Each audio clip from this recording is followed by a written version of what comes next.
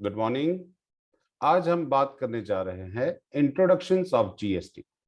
तो क्या है जीएसटी और कैसे आया जीएसटी?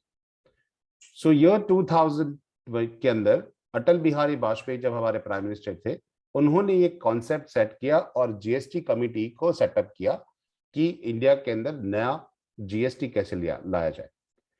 इन 2003 तक सेंट्रल गवर्नमेंट ने क्या किया, एक टास्क फोर्स तैयार किया, जो टास्क फोर्स विजय केलकर की जो है उसकी कमेटी बनाई गई और विजय केलकर ने सेंट्रल गवर्नमेंट ने एक टास्क फोर्स तैयार करके दिया। 2004 के अंदर लिखा है कि idea of the fully integrated national GST was mooted by the Kelkar and task force based on the VAT. पहले वैल्यूएटेड सिस्टम था, वैल्यूएटेड टैक्स जो था, उसकी जगह पे हमने एक फुल्ली इंटीग्रेटेड नेशनल जीएसटी तैयार किया और उसका आइडिया तैयार किया गया। एंड जो टास्क फोर्स था वो विजय केलकर जो है उसके हेड थे, who was an adviser of the finance minister, finance minister के एडवाइजर भी थे। फरवरी 2006 के अंदर क्या हुआ कि union finance minister P Chidambaram announce that the GST would be introduced in 1 April 2010 while presenting the central budget 2006-7। इन्होंने पहले से बता दिया कि हम 4-5 सालों के अंदर जीएसटी लॉन्च कर रहे हैं। मार्च 2011 के अंदर एक बिल गया, the constitution that is 115th amendment bill in 2011 was introduced in the Lok Sabha के अंदर गया to give the concurrent taxation powers to the union state, कि स्टेट गवर्नमेंट और यूनियन गवर्नमेंट किस तरह से उसके भी टैक्सेशन काम करेगा। This bill was to be subsequently lapsed, उसके बाद बहुत अपोज हुआ तो वो लैप्स हो गया। In March 2030 GSTN that is an non profit या non government private limited companies was to be incorporated name the goods and service tax network, एक जीएसटीएन नेटवर्क तैयार गया और जो स्पेसिफिक पर्पस व्हीकल्स से to provide the IT infrastructures and services implemented on GST, थोड़े बहुत क्षेत्रों के अंदर जीएसटी लागू किया गया। In December 14 constitution 122 amendment bill जो था, जो पहले डिसाइड किया गया था 2011 में, उसमें थोड़ा रिनोवेट करके and seeing the constitution introduce GST was introduced on 19 दिसंबर 2014 को कॉन्स्टिट्यूशन में वो बिल वापस लाया गया। 6 मई 2015 को हुआ कि वो 122nd जो बिल था was pass by the Lok Sabha on 6 मई 2015। 6 मई 2015 को वो कॉन्स्टिट्यूट जो बिल था वो लोकसभा में पास हो गया विद द मेजोरिटी। 3 अगस्त को क्या हो गया, the Rajya Sabha also pass the 3 August with the same some changes. Rajya Sabha ने भी उसको मंजूरी दे दी। ओके, तो लोकसभा और राज्यसभा दोनों में से वो बिल पास हो गया। तो राज्यसभा में जो पास हुआ वो 3 अगस्त 2016 को हुआ। 8 अगस्त को क्या हुआ, the changes are made and unanimously pass by the Lok Sabha in 8 August. यानी चेंजेस के बाद राज्यसभा ने वो बिल वापस लोकसभा में भेजा गया। तो चेंजेस करने के बाद वो चेंजेस भी एक्सेप्ट कर लिए गए राज्यसभा के लोकसभा के अंदर और वहां पे मेजोरिटी मिल गई। So after the bill was to be adopted by the majority of the state legislations by the at least 50% of the state, final assent of the president has given on 8 September और 8 सितंबर को president ने उसके ऊपर sign कर दिया और उसको amend कर दिया। सो 122 अमेंडमेंट बिल जो था 2014 वो बन गया 101 अमेंडमेंट एक्ट इन 2016 और 1 जुलाई 2017 से वो जीएसटी लॉ एप्लीकेबल हो गया ओवरऑल इंडिया के अंदर। जो कॉन्सेप्ट जो था जीएसटी का was first introduced in France, not in finance but in France in 1954। ये बेसिकली जो कॉन्सेप्ट था फ्रांस का था और 1954 में वहां पे लागू किया था। इंडिया में ड्यूल मोड एक्सेप्ट किया गया जीएसटी का, यानी स्टेट लेवल और जो हम कहते हैं नेशनल लेवल यानी यूनियन लेवल, दोनों को उसका बेनिफिट मिलने वाला है। इस तरह से ड्यूल जीएसटी मॉडल वो कनाडा में ऑलरेडी था तो हमने उसको अडॉप्ट किया। That India has adopted the GST model from the Canada, that is dual GST model. तो जीएसटी के अंदर कितने वर्ड्स है, कितने एब्रिविएशंस है जो उसके फुल फॉर्म बताया। जीएसटी का मतलब होता है गुड्स एंड सर्विस टैक्स, जो 1/7/2017 से एप्लीकेबल हुआ। जो सेंट्रल गवर्नमेंट का जो टैक्स पोर्शन है उस जीएसटी के अंदर उसे सीजीएसटी कहते हैं और जो स्टेट लेवल का जो होता है उसे एसजीएसटी कहते हैं, that is state goods and service tax. और यूनियन टेरिटरी अगर होता है तो union territory goods and service tax, that is UTGST. अगर एक स्टेट और दूसरे स्टेट के बीच में अगर होता है, दैट इज इंटर स्टेट होता है ट्रांजेक्शन, तो उसके लिए integrated goods and service tax that is IGST apply किया जाता है। CGST एक्ट था और IGST एक्ट था, दोनों टैक्स 2017 में एप्लीकेबल हुए।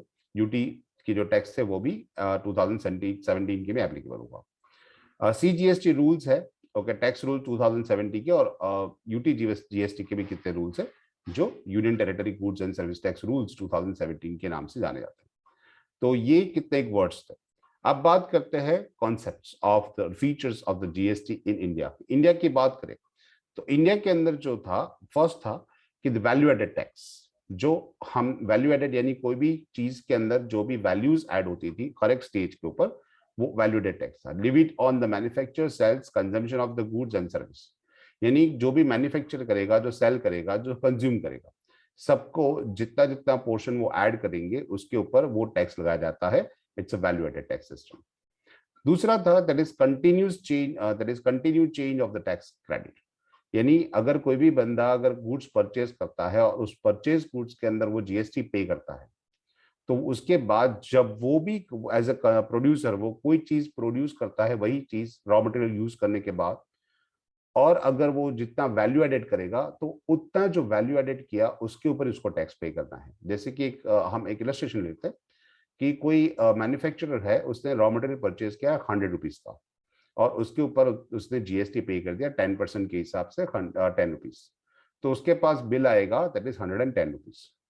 वो मैन्युफैक्चर ने वो चीज 200 रुपए में बना दी, यानी उसकी जो प्राइस रखी 200 रुपए, वो 200 रुपए का 10% के हिसाब से उसका जो टैक्स होता है वो 20 रुपए होता है। और ऑलरेडी उसने जब रॉ मटेरियल परचेज किया तो उसने ऑलरेडी 10 रुपीज टैक्स पे कर दिया था, है ना। तो वो 10 रुपीज उसके माइनस हो जाएंगे और उसे हम कैसे टैक्स क्रेडिट। और बाकी के जो एडिशनल वैल्यू उसने जो जनरेट की, उसने जो वैल्यू इंक्रीज की, दैट इज वैल्यू ऐड की 100 रुपीज। 100 रुपए का रॉ मटेरियल था, उसने मैन्युफैक्चर करके 200 रुपए बनाया, तो उसने सिर्फ 100 रुपए वैल्यू ऐड किया, तो उसके ऊपर जो टैक्स लगाया जाएगा वो चेन कंटिन्यूसली चलता जाएगा। अगर वो मैन्युफैक्चर के बाद अगर कोई है कि जो और उसके ऊपर प्रोसेस करने वाला है, वो जितना वैल्यू ऐड करेगा उतने स्टेज का जो टैक्स होगा वो नेक्स्ट स्टेज वाला बंदा पे करेगा। So burden borne by the final consumer, हर एक स्टेज के बाद उसकी कीमत बढ़ जाती है और उसके ऊपर GST बढ़ जाता है। तो फाइनली वो कंज्यूमर के पास जाएगा और कंज्यूमर उसके ऊपर कुछ करने वाला है नहीं, कंज्यूमर खुद कंज्यूम करेगा। तो वो सारा बर्डन GST का किसको बेयर करना पड़ेगा? फाइनल कंज्यूमर को। So final consumer bear the GST charge by the last supplier. No cascading effect, यानी कोई आपका डबल काउंटिंग नहीं होगा। So only the value added of the each stage is tax. आपने जितना वैल्यू ऐड किया हर एक स्टेज में, उसके ऊपर ही आपको गवर्नमेंट को टैक्स देना है। There is no tax on tax, tax के ऊपर कोई टैक्स नहीं लगेगा। Moreover since there is an only the one tax, there can not be cascading effect. Okay, कोई एक टैक्स ही होता है, नहीं कैस्केडिंग इफेक्ट नहीं होती। No double or multiple taxation, यानी टैक्स के ऊपर भी टैक्स नहीं लगेगा। That is a GST does not differentiate the goods and services, दोनों में कोई डिफरेंस ही रखता।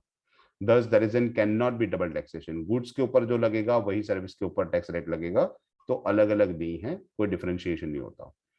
और पूरे देश के अंदर एक ही टैक्स सिस्टम होता है, uniform tax structure all over the India. पहले जो वैल्यू एडेड टैक्स था और बाकी सारे जो टैक्सेस है, सेंट्रल एक्साइज वगैरह, वो हर एक स्टेट में अलग अलग होते थे। उससे बहुत सारी प्रॉब्लम्स होती थी। फॉरेन इन्वेस्टर्स इंडिया में अगर आके इन्वेस्ट करना चाहते थे, तो प्रॉब्लम ये होती थी कि कौन से स्टेट में वो इन्वेस्ट करें, क्योंकि हर एक स्टेट का जो टैक्स सिस्टम था वो अलग था। तो ये प्रॉब्लम्स होती थी फॉरेन इन्वेस्टर को, इसलिए गवर्नमेंट ने यहाँ पे एक नेशन एक टैक्स बना दिया। Okay, there is one nation one tax one market, ताकि कोई भी फॉरेनर कंपनी इंडिया में आके काम करना चाहे तो कर सकते हैं। सो benefits of the GST in India, Bharat के अंदर इसके बेनिफिट्स क्या होते हैं? तो लिखा है कि create and unified national market, एक पूरा world market, sorry Indian market create होता है। और उससे क्या होता है कि नेशनल मार्केट के अंदर एक ही चीज एक ही प्राइस में बिकती है। Mitigations of the cascading effect, इसमें कोई डबल काउंटिंग नहीं होता। एलिमिनेशंस और डबल काउंटिंग और डबल टैक्सेशन और removal of the many indirect taxes, बहुत सारे टैक्सेस निकालने के बाद एक GST लॉन्च किया गया है, यानी अल्टीमेटली बेनिफिट होने वाला था। Boost to make in India an initiative since a lower cost due to be reduce taxes, यानी टैक्सेशन कम हो गए, इससे मेक इन इंडिया जो इनिशिएटिव था उसको भी सपोर्ट मिल गया। Increase in government revenue, government की भी इनकम बढ़ गई, since the rate of GST is low, thus the more people will pay tax. हर एक चीज के ऊपर टैक्स लगाया गया, लेकिन थोड़ा थोड़ा लगाया गया। तो इससे क्या हुआ कि गवर्नमेंट को रेवेन्यू बढ़ गई। It will boost the exports, हमारा एक्सपोर्ट भी बढ़ा, मैन्युफैक्चरिंग भी बढ़ गया, thus generate the more employment and leading to raise in, हमारा जो लीडिंग रेज था वो भी बढ़ गया। सो ये जो था हमारे पास जीएसटी का इंट्रोडक्शन था, उसका इफेक्ट्स था और उसके बेनिफिट्स हमने डिस्कस किया। उसके बाद what make the GST special, वो हम नेक्स्ट लेक्चर में डिस्कस करेंगे। Have a nice day.